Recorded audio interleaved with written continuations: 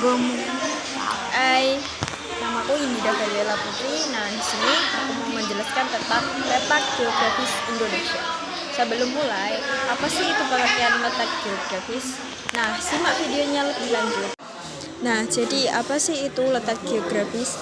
Letak geografis adalah letak suatu daerah dilihat dari posisinya berdasarkan kedudukan garis lintang dan garis bujur. Berdasarkan letak geografisnya, Indonesia berada di antara benua Asia dan benua Australia, serta di antara Samudra Hindia dan Samudra Pasifik. Sedangkan secara astronomis, wilayah Indonesia terletak pada 8 derajat lintang utara, 11 derajat lintang selatan, dan 95 derajat bujur timur, 141 derajat bujur timur. Dengan demikian, Indonesia termasuk negara yang berada di kawasan tropis dan hanya mengenal dua musim, yaitu musim penghujan dan musim kemarau. Apa aja sih bentang alam di Indonesia? Jenis-jenis bentang alam yang tersebar di wilayah Indonesia meliputi dataran tinggi, gunung, pesisir pantai, dataran rendah, lembah, danau, dan sungai.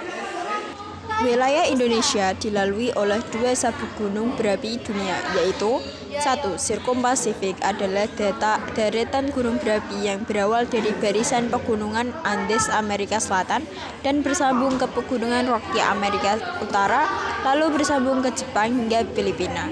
Jalur pegunungan ini melalui wilayah Indonesia dari Sulawesi, lalu berbelok ke Pulau Halmahera dan akhirnya sampai di Papua. 2. Sirkum Mediterania adalah deretan gunung berapi yang bermula dari pegunungan Alpen Eropa lalu bersambung ke pegunungan Himalaya. Sirkum Mediterania memasuki Indonesia melalui Sumatera dan membentuk dua busur melintasi Jawa, Bali, Nusa Tenggara, dan Maluku.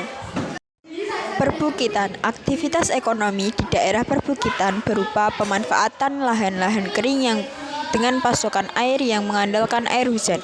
Oleh karena itu, mata pencarian penduduk daerah perbukitan umumnya sebagai petani atau perkebunan yang cocok tanam umbi-umbian, biji-bijian palawija, serta tanaman buah tahunan seperti mangga, jeruk, dan jambu.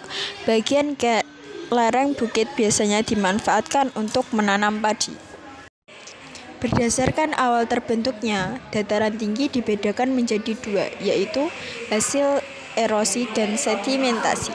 Merupakan dataran tinggi yang terbentuk dari gunung yang mengalami pengikisan bagian atas serta mengendap dan berkumpul menjadi dataran. Contohnya dataran tinggi Gayo di Aceh dan dataran tinggi Malang di Jawa Timur. 2. Hasil kaldera, yaitu material dari lereng gunung sekitar atau aktivitas vulkanik yang tertimbun di kaldera yang semakin lama semakin meninggi dan mengeras hingga menjadi dataran tinggi.